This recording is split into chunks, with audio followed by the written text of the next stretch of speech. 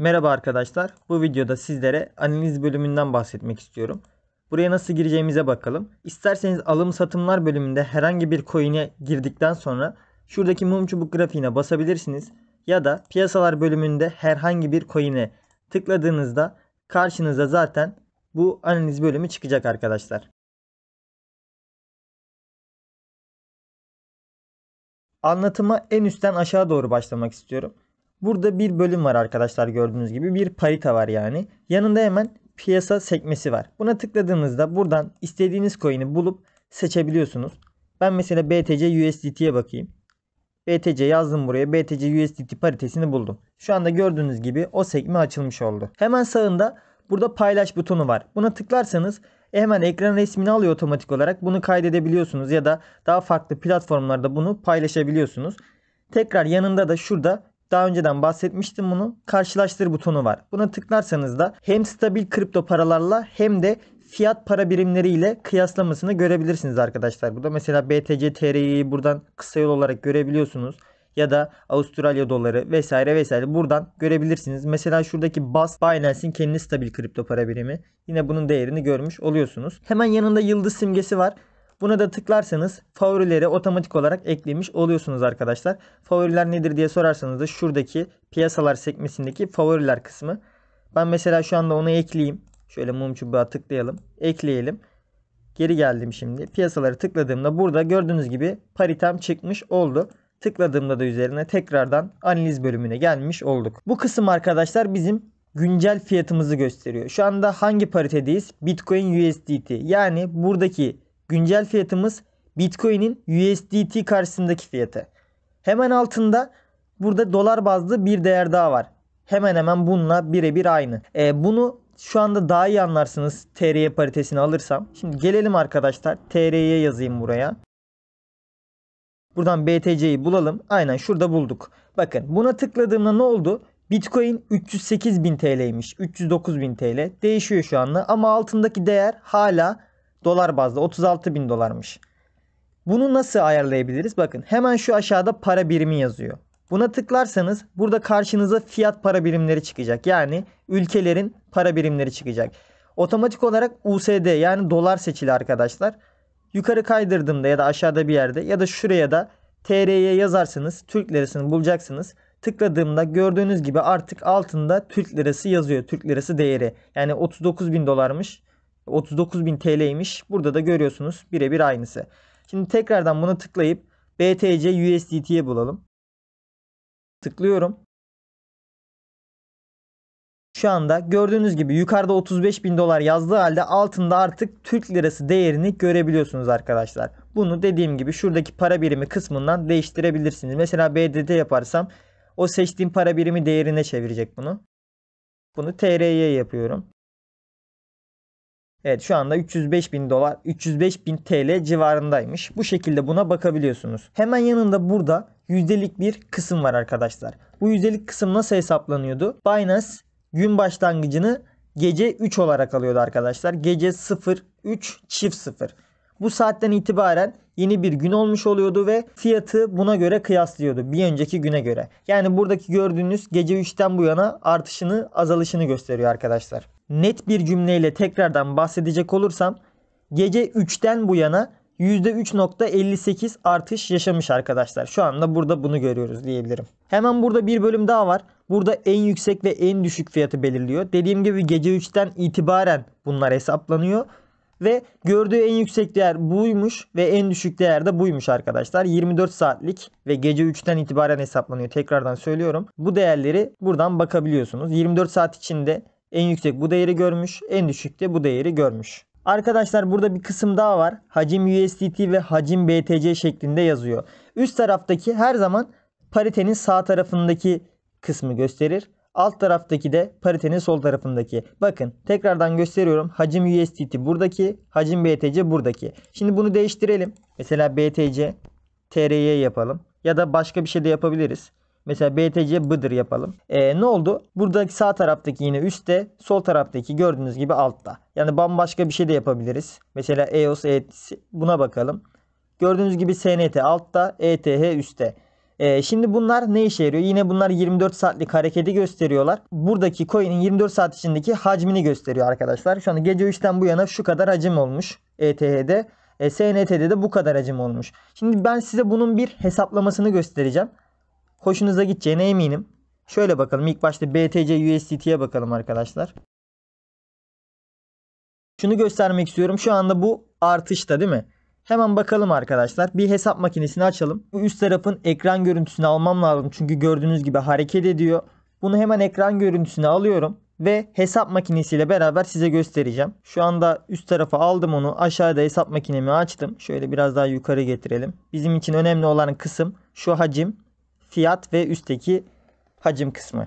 Şimdi burada ne yazıyor arkadaşlar? 22 161 şöyle yazalım. 22 161.79 değil mi? Doğru. Çarpı yapıyorum arkadaşlar. Şuradaki fiyatı giriyorum. 35 707.77 eşittir dediğimde şuraya yaklaşık bir değer çıktı karşıma. Hemen eksiye basıyorum ve 769 524 395.18'imi yazıyorum. Karşıma burada artı bir değer çıktı gördüğünüz gibi. 21 milyon 823 bin 704 şeklinde. 705 de diyebiliriz. Bu artı bir değer arkadaşlar.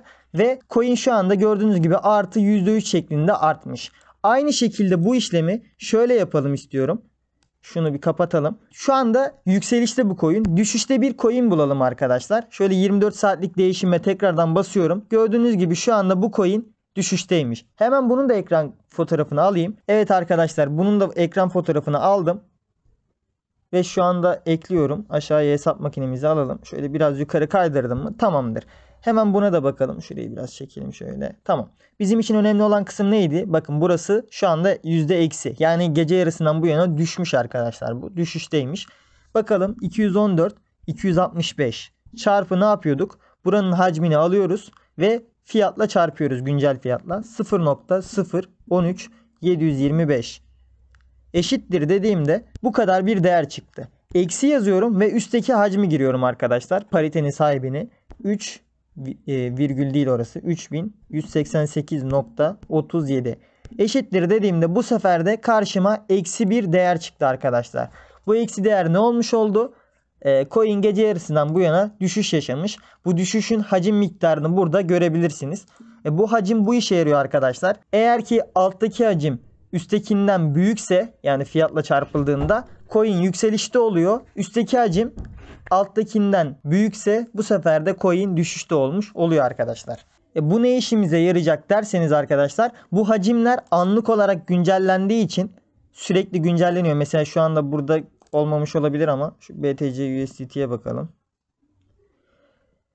Burası anlık olarak şuradaki hacimler değiştiği için bu hacim farkını hesaplayıp coin'in yükselecek mi düşecek mi şeklinde bir tahminde bulunma ihtimaliniz var. Bunu kendiniz kurcalayarak kendinize bir yöntem geliştirebilirsiniz belki. Bahsetmek istedim sizlere. Alt kısımda çizgi 15, 1S, 4S şeklinde şeyler var. Bunları anlamadan önce ilk başta şuradaki mum çubuklarını bilmeniz gerekiyor. Mum çubuğu nedir? Hemen buna bakalım. Şu anda size resim olarak gösteriyorum bunu arkadaşlar. İlk önce renginden başlayalım.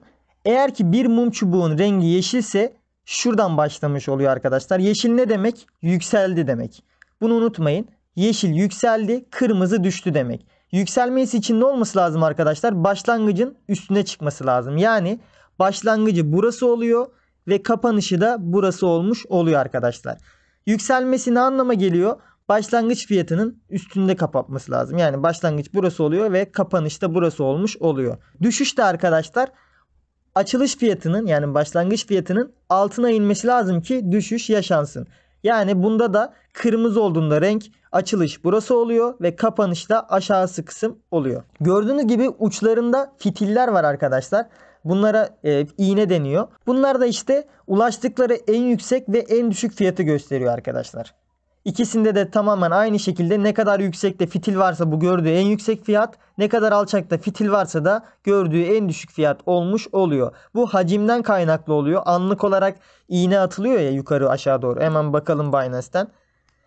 Şu gördüğünüz küçük küçük şeyler, yakınlaştırayım şöyle, yukarı doğru fitiller hacim kaynaklı. Hacim az olduğu için buraya değip buradan aşağı inmiş. Ama gördüğü en yüksek fiyat bu yukarıda değdiği kısım olmuş oluyor arkadaşlar. Şimdi mum çubuğu öğrendiğimize göre çizgi grafiğiyle başlayalım. Çizgi grafiği dakikalık olarak hesaplanıyor. Şöyle göstereyim size. Tıkladığımda bakın şu kısımda hemen saat var. 16:28 yazıyor. Şuraya tıklarsam da 16:29 yazıyor arkadaşlar. Dakika hesaplanıyor. 22, 23, 24 bu şekilde gidiyor. Dakikalık fiyat hareketini görebilirsiniz. Burada yükselmiş, aşağı düşmüş, yükselmiş, burada düşmüş. Bu çizgi grafiği dakikalık olarak bakmamıza yarıyor arkadaşlar. En son yere tıkladığımızda burada ortalama averaj fiyatını gösteriyor bize. Şimdi hemen yan tarafa geçelim. Burada 15 dakika, 1 saat, 4 saat şeklinde şeyler var. Bunları kendiniz otomatik olarak ayarlayabiliyorsunuz.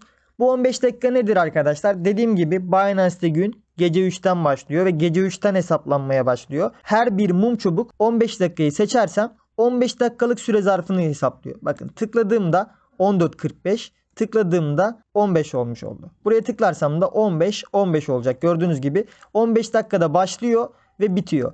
Bakın yakınlaştıralım. Alt kısımda, yani bunun herhangi bir yerini tıklayabilirsiniz. Tıkladığında diyor ki 5. ayın 30'unda saat 14:45'te bu mum çubuk başlamış ve bitmiş. Kaçta bitmiş arkadaşlar? Bu mum çubuğun başlangıcında 15'te bitmiş. Yani 15 dakikalığı gösteriyor. 1 saate tıklarsam, yakınlaştıralım.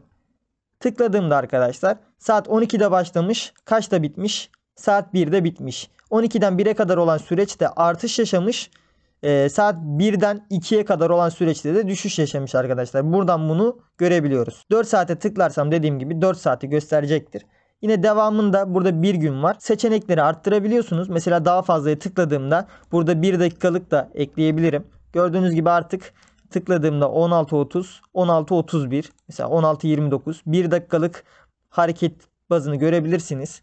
5 dakikalık var. Yine göstereyim. 30 dakika, 2 saat, 6 saat, 12 saat, 3 gün, 1 hafta ve 1 ay şeklinde buradan görebiliyorsunuz. Aşağıda aralıkları kişiselleştir butonu var. Tıkladığınızda buradan istediğiniz 5 taneyi ekleyebiliyorsunuz. Bakın şöyle göstereyim bunu size. 15 dakika, 1 saat, 4 saat var gördüğünüz gibi ve 1 gün var.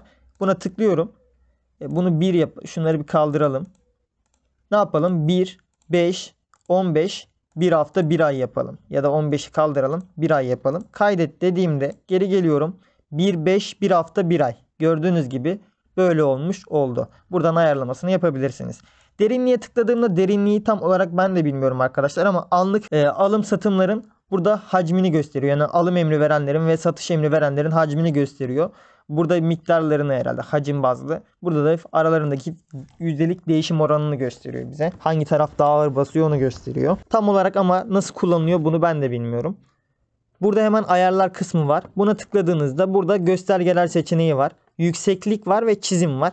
Şöyle göstereyim arkadaşlar. Gösterge ne? Buna tıklarsanız bakın MA, EMA, BOL bunlar teknik analiz şeyleri. Bunların ayrıntılı olarak anlatımını göstereceğim sizlere. Bu Binance'te bize gösterilenleri. Hemen şöyle 5 dakikaya tıkladığımda bakın şu altta MA, EMA, BOL, VOL, MACD, RSI ve KDJ şeklinde karşımıza çıkıyor. Bu alttakileri düzenlememizi sağlıyor arkadaşlar. Dediğim gibi buna şu anda girmeyeceğim. Bunun detaylı anlatımını sizlerle paylaşacağım. O videomu bekleyin. Tekrardan tıkladığımda yükseklik kısmı var. Bu yükseklik arkadaşlar oynattığınızda burun genişliğini ayarlıyor. Daraltıp genişletebiliyor. Ve tekrar bunu kapatalım. Tıkladığımızda arkadaşlar çizim var. Bu çizimde hemen ekranı yan çevirdi otomatik olarak. Mesela şuraya tıklayalım. Trend çizgisi diyelim. Şuradan şuraya bir şey çizsin. Böyle çizgiler çizmenizi sağlıyor arkadaşlar. Temeli tamamen teknik analizle ilgili şeyler. Çıkmak için de şurada şey var arkadaşlar. Buton var. Buraya tıklarsanız da buradan çıkabilirsiniz. Yine sağ üst tarafta şurada küçültme butonu var. Buna bastığınızda ekran normale gelecektir. Tekrar buraya tıklayalım. Burada daha fazla butonumuz var. Tıkladığımda ilk başta göstermek istediğim şey özeti görmek için dokunun diye arkadaşlar. Bakın bunu kapatalım. Farkı göstereceğim size. Şimdi onu kapattım. Kapattığımda ne oldu arkadaşlar? Bakın tek tık yapıyorum. Hiçbir şekilde tıkladığım yerde bana bir özet göstermiyor. Göstermesi için özet dediği şey de şu. Basılı tutuyorum. Karşıma şurada şöyle bir şey çıkıyor. Bu dediği şey özet arkadaşlar. Kısaca özetten bahsedecek olursam bir mum çubuğa tıkladığımda çıkar bu. Şu anda şeyi kapattığım için basılı tut olarak gözüküyor. Bakın daha fazla tekrar geleyim. Özeti görmek için dokuna tıklarsanız da artık mum çubuğa dokunduğunuz gibi karşınıza bu çıkacaktır.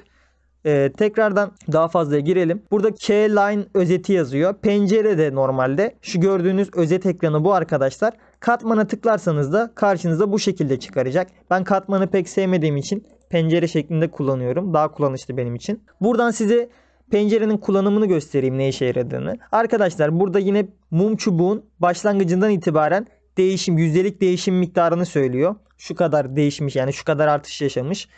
Ondan sonra burada hacmini gösteriyor. Mum çubuğun hacmini, yani mesela 15 dakikalık mum çubuk analiz ediyorsanız arkadaşlar, bu tıkladığınız mum çubuğun 15 dakikadaki hacmini, buradaki diğer şeyinde işlem hacmini gösteriyor. Açılış arkadaşlar, mum çubuğun başlangıcı, bu yüksek dediği gördüğü en yüksek değer, düşük dediği en düşük değer ve burada kapanış fiyatı olmuş oluyor. Mum çubuklardan bahsetmiştim. Tekrardan videoyu geri alıp bakabilirsiniz. Açılış, kapanış, en yüksek ve en düşüğü bilmiyorsanız. Endeks ayarları da yine şeyle alakalı. Bu teknik analizle alakalı arkadaşlar. Şu anda onlara girmeyeceğim. Yine geri gelelim. Hemen aşağı kısımda defter, piyasa alım satımları, marjin verisi ve bilgi bölümü var. Defter arkadaşlar bildiğiniz emir defteri. Şu anda işlem yapılan tüm şeyleri buradan görebiliyorsunuz. Ama anlık olarak akıp geçtiği için çok fazla burada yakalama şansınız yok. Burada görülen tüm teklifler şu anda anlık gerçekleşiyor. Piyasa alım satımlarına baktığımda arkadaşlar, bu piyasa emriyle olan şeyler. Burada saat olarak, saniye olarak yazıyor. Saat, dakika ve saniye şeklinde burada belirtilmiş. Şu fiyattan şu kadar miktarda alım yapıldı şeklinde görebiliyorsunuz buradan. Marjin verisi arkadaşlar şu. Alım satımlar kısmına giriyorsunuz. Şurada marjin bölümü var. Tamamen burayla alakalı bir yer. Ona şu anda değinmeyeceğim. Margin bölümünü tamamen öğrenmeniz gerekiyor. Birkaç video sonra margin bölümüne geçeceğim ve ondan sonra da vadeli işlemleri değineceğim. Margin bölümünü tamamen anlatmadan, tamamen kullanımını öğrenmeden size bu bilgileri vermek istemiyorum. Bilgi kısmına gelelim. Bilgi kısmında arkadaşlar şu anda biz BTC Bast paritesindeyiz. Ya önemli olan şu soldaki kısım. BTC'nin şu anda CoinMarketCap sıralamasını gösteriyor bize. Dünya sıralaması yani. Şu anda sıralamada 1'miş. Piyasa değeri bu kadarmış. Arzı bu kadarmış. Aşağıda da ne işe yaradığı ile ilgili bir makale var. Bunları çevirip okuyabilirsiniz. Tekrardan değiştirelim bunu mesela. Ne yapalım? BNB'ye tıklayalım. Mesela Algo BNB olsun. Hiç fark etmez. Şu anda bize bilgiye tıkladığımda Algo'nun sıralamasını gösterecek. Gördüğünüz gibi 39. sıradaymış. Vesaire vesaire. Burada blockchain tarayıcısını falan gösteriyor. Çıkış fiyatını gösteriyor. 2.4'ten çıkmış. Buradan bunları görebiliyorsunuz. Tekrardan bir tane daha bakalım. Şöyle çekelim. Mesela ETF değil de fiyata bakalım.